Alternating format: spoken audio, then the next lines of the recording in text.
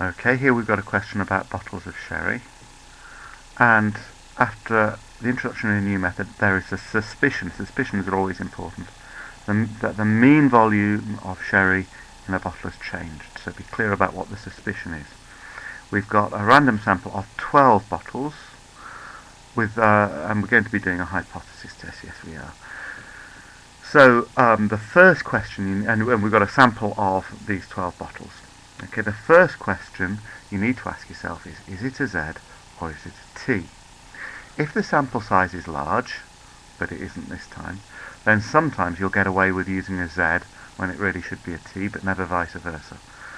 This time the sample size is not large, so we've got to get it right. Is it Z or is it T?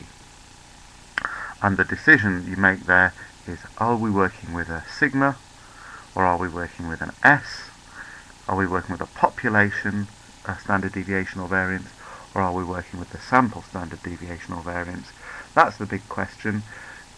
Go through the method, calculate your x bar value, calculate your test statistic, x bar minus the mean, divided by standard deviation over root n. But depending on which standard deviation you use, it's a Z test or a T test. Be sure to state your hypotheses clearly. In a test of the mean, the null hypothesis has always got an equals in it. Either of these could correspond to the suspicion, and it helps if you decide at the stage when you're setting up the hypotheses which one corresponds to the suspicion. Draw your picture, decide whether you're accepting or rejecting H0, but then draw your final conclusion in context. You either have evidence of something or you don't have evidence.